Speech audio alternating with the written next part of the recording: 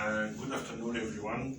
It's my pleasure today to present to you my Ph.D. research entitled Assessment of Shear Modulus for Granular Soils with small to large strain moduli correlations under supervision of Professor Murad Karrai. First of all, I would like to thank Professor Murad Karrai for his magnificent support and guidance during this research. Also, I would like to thank all the jury members for accepting our invitation to review and examine this research. The presentation will start with a brief introduction, followed by research objectives, which we'll achieve through an experimental program with the results and analysis, included two parts. The first part is the small to large strain moduli correlation for both granular soil and rock fill materials, followed by the assessment of shear modulus reduction curve, started by the assessment of conventional interpretation of resonant column test, and finally the experimental assessment of shear modulus degradation curve. Then finally some conclusions and recommendations for future works. Introduction. The behavior of soil during shear motion is one of the key parameters which affect the design of geotechnical structure under dynamic loads. Dynamic loads are imposed on soil and geotechnical structure by several sources such as earthquakes, construction operation, traffic, mining, wind and wave action. These photos show some examples of damage as a result of various dynamic loads, included material and life losses. The properties governing the behavior of soil subjected to dynamic loads are called dynamic soil properties. The shear modulus and the damping ratio are most frequently measured to investigate the dynamic soil behavior. The initial shear modulus, G naught, at very low strain is independent of shear strain. Then, with the increasing of shear strain, the shear modulus starts to decrease and the damping starts to increase. Characterization of these two parameters is an important issue in the geotechnical design where dynamic loads are expected. However, in our research, we will focus on the assessment of shear modulus.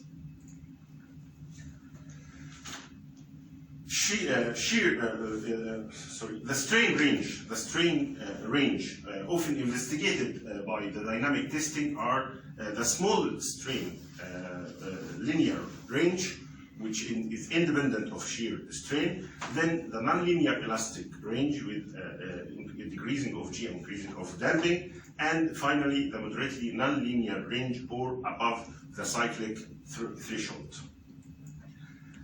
Shear modulus at a strain level less than 0.001% is referred to as initial, maximum, or small strain shear modulus, G maximum or G naught.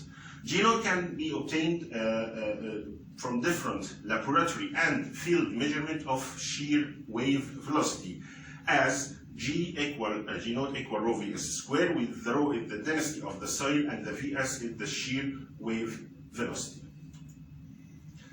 This figure shows the variation of G concerning shear strain for various geotechnical applications. Start with elastic behavior at small strain, followed by elastic plastic behavior.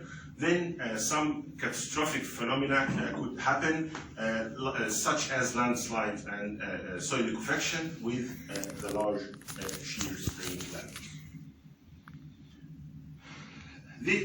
This figure shows the range, the shear strain range covered by each test in situ or laboratory test. It's worth to mention that most of the researchers employed more than one technique to establish the degradation curve over wide range of strain. However, the various tests differ one another depending on the boundary conditions and the failure criteria, which lead to significant divergence between G suitable technique to estimate the G over a wide range of strain.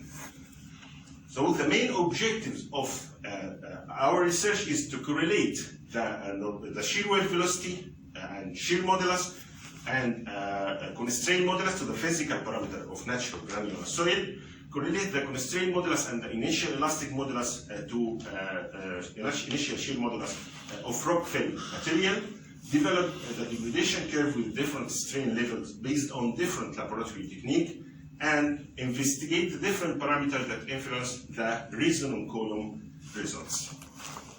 To achieve these objectives, we will follow the experimental result, which is in two parts. The first part, small to large strain Moduli correlation. We will start with the small to large strain Moduli correlation for granular soils. Large and small strain modulus are key factors in the design, in the geotechnical design, as the large strain elastic modulus usually determined using the conventional apparatus such as triaxial and oedometer, while the small strain shear modulus determined based on geophysical methods. From practical point of view, it's important to correlate these two parameters.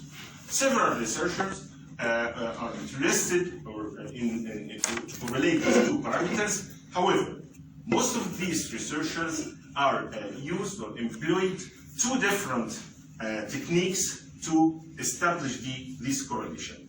Therefore, in this study, we will use the piezoelectric ring-actuator technique combined into the oedometer cell, so the constraint modulus and shear wave velocity can be recorded under the same boundaries and stress condition. The period developed at the University of Sherbrooke, and it could easily combine into several conventional apparatus. It has the ability to minimize the energy of compression waves and produce approximately pure shear wave. In addition, an interpretation method based on the frequency analysis was developed to interpret the output during the VS measurement in the period. Period tests were conducted in 22 different natural granular soils, 19 from several sites in Quebec, 1 from North Africa, and 2 different gradations of Ottawa sand. These soils are grouped in 3 groups regards to fine content, the percentage of fine content. Group 1 for the fine content less than or equal to 6, between 6 and 35, and more than 35%. The image analysis technique was considered for the soil shape classification, as shown in these photos. A stereo microscope were used for particles larger than 0.075 millimeter. In addition, for group 3, where the fine content is more than 35%, we utilized the digital microscope for finer particles, as shown in these 2 photos. Then the image analysis, then the 2-dimensional angularity A to D was used to represent the particle shape, as it represents both the particle form size and corner condition. A to D can be estimated according to the relation and the table provided by Miura, Id 1997, by comparing the boundaries of each particle in each photo with the provided table. Then the average A to D for each soil was predicted from the percentage of particle angularities in each grain size range.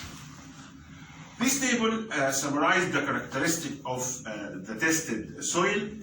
We can mention here that group 3 was divided into 2 subgroups, 3A, 3B, where the soil in group 3B are collected from sites in the border between 2 different geological provinces. That's explain why levee sand were added to this group regardless the percentage of fine content.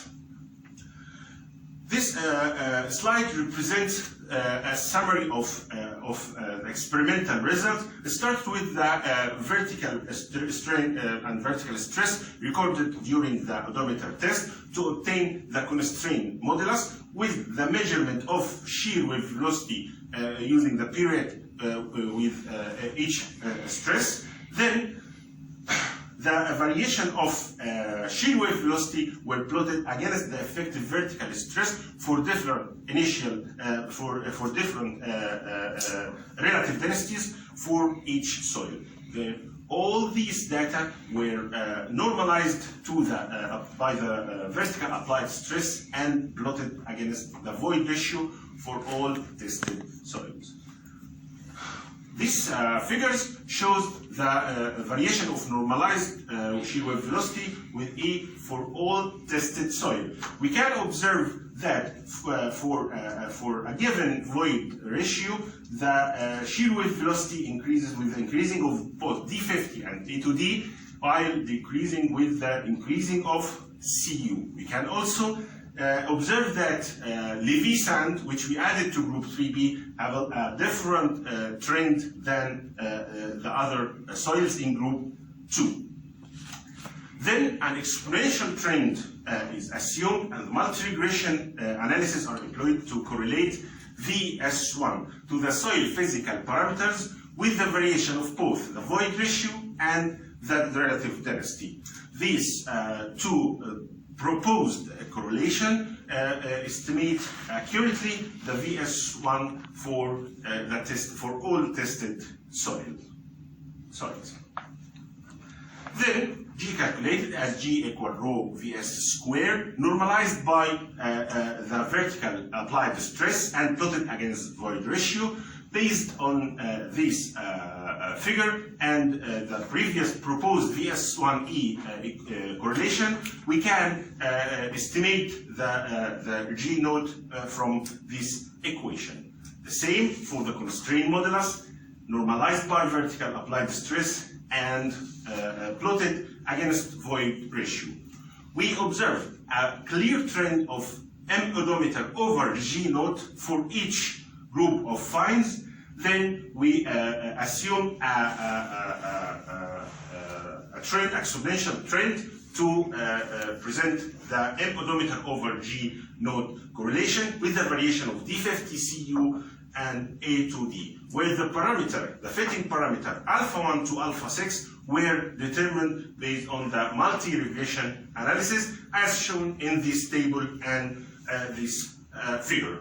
Then the proposed trends were plotted and compared with the experimental results, show a very good agreement, which confirms the accuracy and efficiency of the proposed correlation. As a practical use of achievement, we obtain a graphical representation of the proposed correlation for each group of finds with the variation of the physical parameters as shown in these three examples. Then, finally, as a practical application for the proposed correlation, the proposed correlation for clean sand were employed to calculate the allowable bearing pressure of rigid strip footing. First, by using the proposed VS1 relative density correlation, we can obtain Vs and thereby G naught. And from the proposed M oedometer over G naught correlation, we can calculate the constraint modulus, subsequently the allowable bearing capacity. This figure shows the variation of allowable bearing pressure with width of footing for rigid strip footing, with the variation or the effect of D50 Cu and A to E. Now we will turn to the small to large strain modeling correlations for rock-fill materials. Rock-fill samples of the same material used in the construction of Roman 2 asphalt concrete core earth dam were used in this study. Roman 2 hydroelectric project consists of 112 high asphalt concrete core rock-fill dam and 6 dike up to 80 meter height. This figure shows a cross-section of Roman 2 dam with the location of the used rock-fill samples. This figure represents the particle size distribution of Roman 2 rock fill. However, the rock fill with large size it is not suitable to test in the laboratory. So we need to resize or reconstitute the soil to be able to test it in the lab. The particle with the size with diameter less than 40 millimeter were used to reconstitute the soils based on the parallel gradation technique as shown in this figure. Experimental apparatus. This photo shows the experimental oedometer used in this part with 280 millimeter diameter and 90 millimeter height, combined with two period sensors to measure the shear wave velocity during the consolidation process. This slide represents the experimental results. Follow the same procedures in part 1. Start with the stress-strain curve to obtain the constraint modulus. Then obtain the G node, the VS, and normalize it, plot it against the void ratio, and finally calculate G equal rho VS square and plot it against void ratio. Then the previous proposed M oedometer over G node correlation were employed with adjusting the fitting parameter alpha 1 to alpha 6 using multi-regression analysis. Then the proposed trend will compare to the experimental M oedometer over G node results and show a good compatibility. The constraint modulus can represent the stress-strain behavior near the center of the dam. However, to represent the stress condition near the upstream and downstream faces of the dam, it's critical to correlate the elastic modulus and the deviatoric stresses to the small strain modulus. Therefore, Duncan-Chung hyperbolic model was used to correlate the initial elastic modulus to the shear wave velocity of rockfill. To achieve this, to establish this correlation, FLAG 2D software was utilized to simulate the soil element using Duncan-Chung constitutive model, then adjusting the parameter of Duncan-Chung to satisfy the experimental results. To validate the applied constitutive model in FLAG software, we compared the output of the model with two triaxial results available in the literature, which illustrate the applicability of the model in the FLAG software. After that, the same model were used after constrain the size of model to represent the oedometric condition, and this figure shows the experimental result of stress-strain curve obtained from oedometer tests, as well as the output trends from FLAG with the appropriate value of K and N, the initial elastic modulus parameter, as well as the VS1 average measured during each consolidation test. Based on these figures and the values of K and N, we can plot the variation of K and N with the variation of shear wave velocity, and we propose two correlation for K and N, as shown in these two equations. To validate the proposed equation for Zone 3O rock fill, which show a good compatibility between the measurement shear wave velocity in field and laboratory. We also plot the stress strain results measured in the site with the output trends obtained from flag based on these two correlations. Showed a very good compatibility, which confirms the applicability and the efficiency of the proposed correlation to estimate the stress strain behavior from shear wave measurements. Part 1 summary: different natural granular soil and rock fill were experimented using the P-rate incorporated into the oedometer. The following correlation were established: graphical representation as well as practical application of the proposed correlation were presented. In addition, for rock fill, we proposed an EIVS correlation.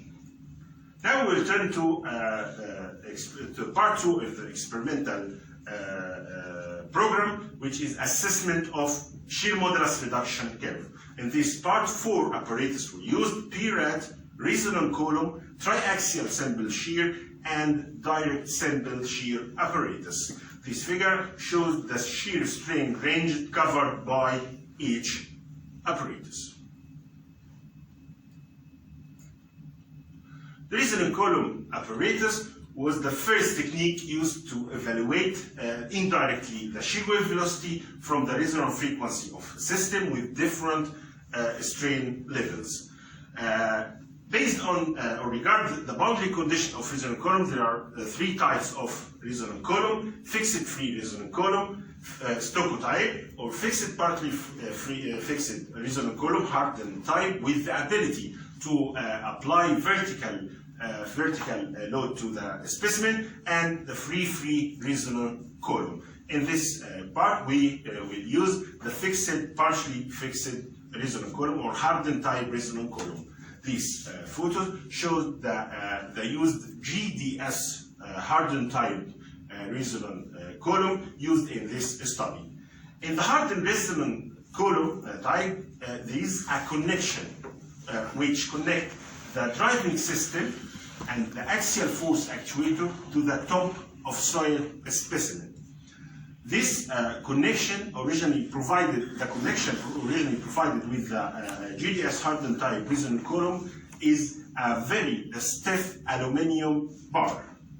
After we calibrate the resonant column, we obtain a test without sample to calculate the system frequency, which is around 50 Hertz. After that, we use different soils with different stiffnesses, included very soft clay, and all the tested soil showed the resonant frequency of 50 Hertz. Which turned out later that it's the resonant frequency of the very stiff aluminum bar, and the apparatus cannot detect the resonant frequency of the tested samples. To solve this issue, a new flexible connection were designed and manufactured at University of Sherbrooke were used. This connection contained bearings and springs. The bearing allowed to transfer the vertical load to the top of the soil specimen without affect the torsional motion, and the springs which return back the sample to its original position after each excitation as the original design of the hardened resonant column. After modification, the resonant column show a very acceptable results for both the driving system and different soil, included soft clay with different strain level.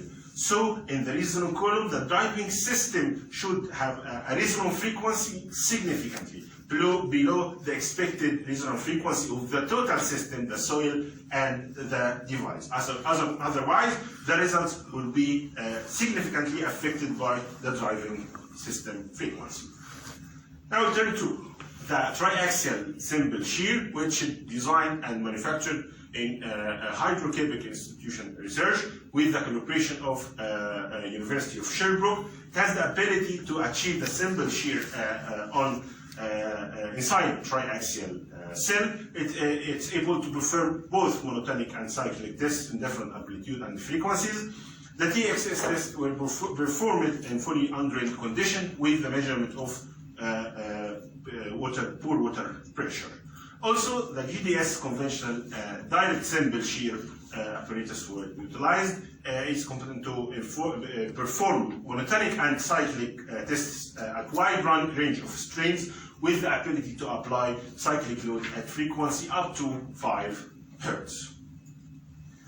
As the resonant column is the widely used apparatus to estimate the degradation curve, it's critical to assess the interpretation method and the factors which will affect the results of resonant column. In the resonant column, a cylindrical soil specimen is subjected to static axial and lateral stresses, and then torsional sinusoidal vibrations are applied to the top of the soil specimen.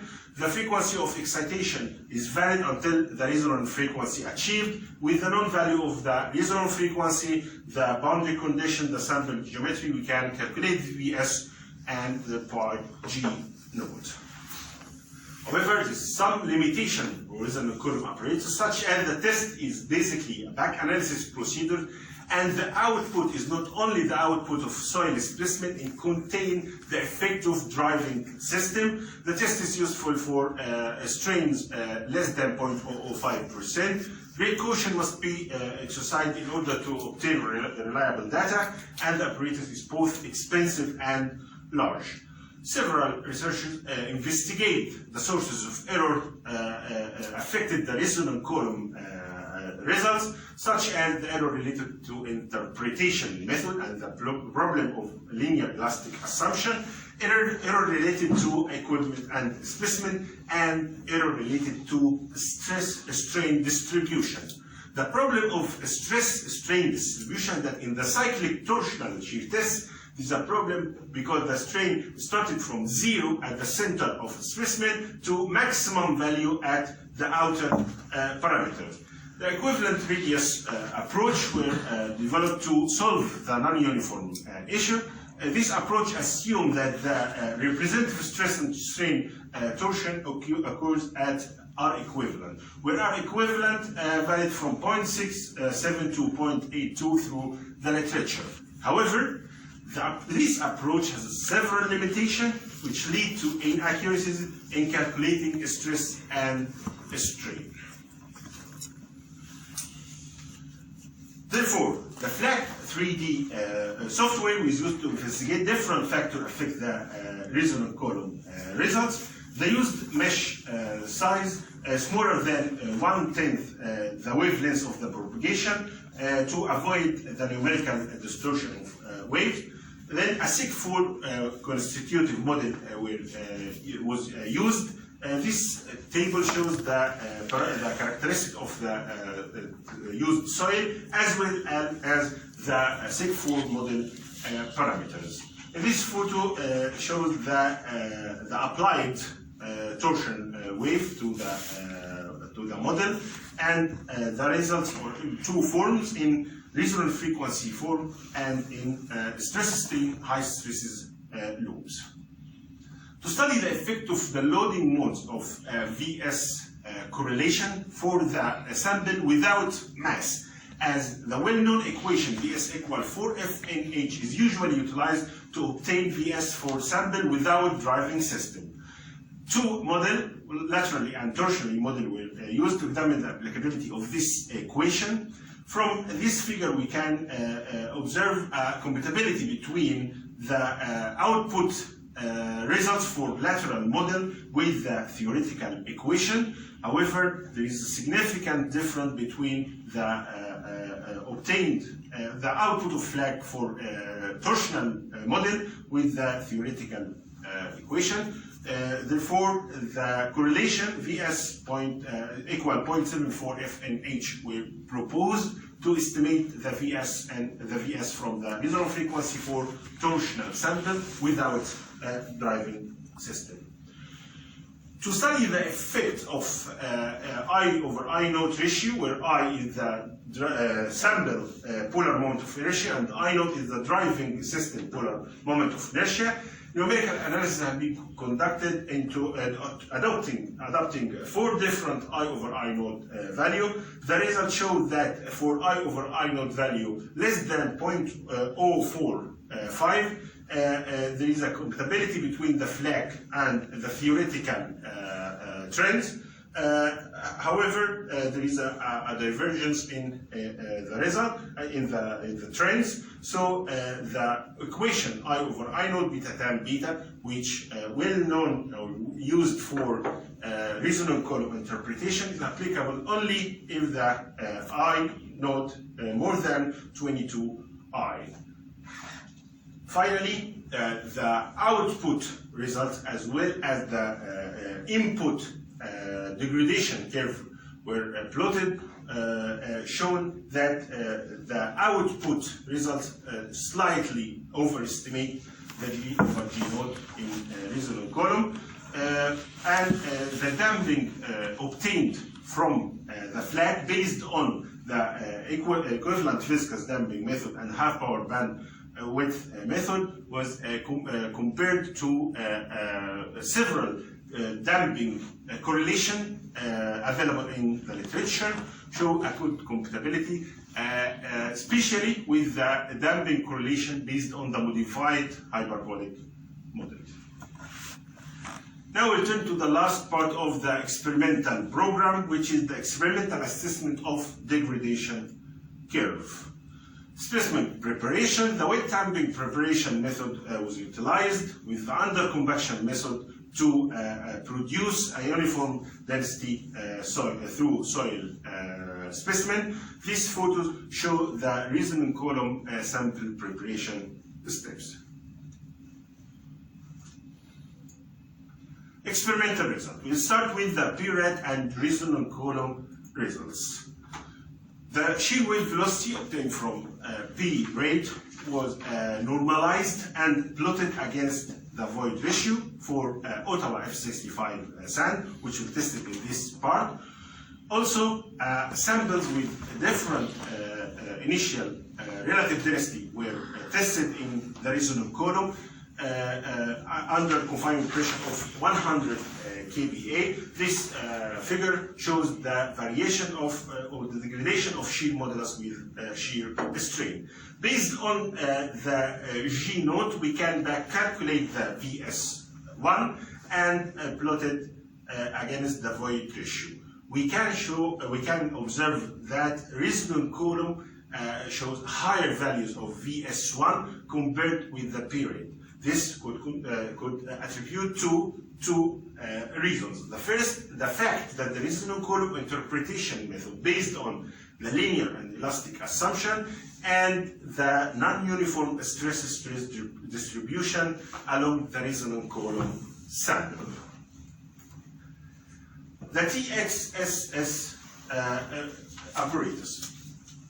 In the TXSS, soil specimen with different relative density were prepared, saturated, and confinement under confinement pressure of 100 kPa. 6 strain controlled cycles were performed at frequency of 1 Hertz. This figure shows the example of the obtained cycles.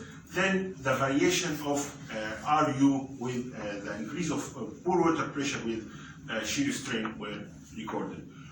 Moreover, the SIG4 model was used to plot the high stresses loop. Then the variation of G with the shear strain were plotted based on the SIG4 model for different initial for different relative density.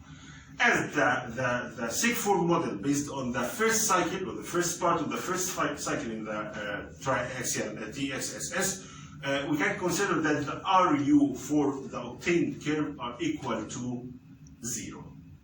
Now we will turn to the direct sample shear results. In the direct assembled shear, the soil specimen was consolidated under effective mean stress of 100 kPa. This figure shows the high stresses loop with different strain level. From the recorded vertical effective stress, we can calculate the pore water pressure and calculate the shear modulus with different RU values based on this equation. This figure shows the variation of G with shear strain for both RU equals 0 and average RU. Based on the previous results, we observed that the DSS shows a higher value of RU compared with the corresponding value of TXSS results. Several researchers observed same or high value of RU, especially during the first cycles of DSS test. Prevost and Hull suggested that there is an artificially variation on vertical effective stress during the first cycle of DSS, which leads to a jump in RU value.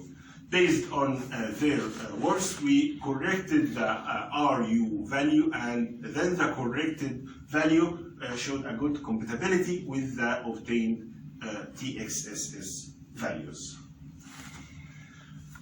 Now we return to the shear modulus. When we plot the variation of shear modulus from resonant column and direct assembled shear test, we observe a gap, a degradation gap, which means the shear modulus drop at a narrow range of shear strain. This gap observed also in the results of damping ratio, which means we need to correct the results of resonant column and or the DSS test to obtain reliable degradation curve. For to solve such an issue, an analytical analysis was conducted to plot the response curve of slender under a torsion loading system, as shown here. The proposed limits by theta and degrees were used as input for the torsional system, and then the output of the system were obtained based on these two calculated or these two equations, showed that the output response had a higher value of G over G naught. We also used the same model in the resonant column model, to obtain the output numerically, and we can see here that the numerical output, the analytical output, the experimental results all show higher value than the input degradation curve. To correct this results, first the resonant column, the G naught value obtained from resonant column corrected to PRAD results. Then, based on the analytical solution, we approximately correct the resonant column G results. Then TXS results. Now we show a smoother, we find a smoother connection between G results. And finally, the proposed SIG4 model is compatible with the corrected resonant column result, as well as the direct assembled shear results. Part 2 summary. A flat 3D model has been utilized to simulate the resonant column. The influence of mode of vibration and driving mass of resonant column interpretation were investigated. Also, experimental work carried out to establish an accurate G over G naught curve using different laboratory technique. For the G naught, the resonant column results were corrected based on the P rate. A gap between the degradation curve was, as well as damping curve obtained from different apparatus was observed, and a correction was proposed. conclusions. One of the main the advantage of the current research that the outcomes are feasible to applied in the geotechnical field. In other words, the proposed correlation for both granular soil and rock-filled material can be used by geotechnical designers to evaluate the large strain behavior from in situ measurement without disturbance of the sample, which will show the real behavior of granular soil, evaluate the G node from conventional inexpensive laboratory test for a project with a limited budget, estimate the footing allowable bearing pressure with the variation of soil physical parameters, and predict the stress strain behavior of rock-filled material based on shear wave velocity measurement. Numerical analysis is to be conducted taking into account the inertia ratio of the sampled inertia to the driving system inertia, which is significantly affects the resonant column results. And the period is considered as a suitable technique for estimating the G node as its direct measurement without any hypothesis. The resonant column results show higher G value compared with all other apparatus. The SIG4 model based on the triaxial sample shear results showed a compatibility with all corrected results obtained from other devices. Some recommendations for future work. It's necessary to establish a correlation between the allowable bearing capacity and G node to produce a suitable correction process to correct the G obtaining from a resonant column using experimental, analytical, and numerical program, investigate and adjust the damping obtained from a resonant column, and study the variation of vertical effective stress during the direct sample shear and its effect on the pore water pressure. This slide represents or lists the journal and conference paper obtained during this work, or done during this work, 5 journal paper as well as 2 conference paper containing this work. Finally, I'd like to thank a lot Professor Dr. Murad. I think no words can explain my pleasure, my gratitude for Professor Marco Carrar. Thank you for your effort, your motivation, your support during this research. Also, I'd like to thank Dr. Mahmoud Nasser, Dr. Michael Ghali. They also helped me a lot during this work. I'd like to thank the technical staff, Valerie and Alexander, and also all the geotechnical group with Professor Murad Karrai. I'd like to thank all the sponsors, Hydro-Quebec, the Ministry of Transportation Quebec, and Zurich for their financial support. I would like also to thank my family, my parents, my sisters, and my brother, and all my friends here in the Egyptian group student at University of Sherbrooke, and finally, my wonderful wife Dania, and my grand garçon, as he liked to say, grand garçon Ismail. Your patience and your support during these years, I'll not forget, never forget your support. Thank you for your attention.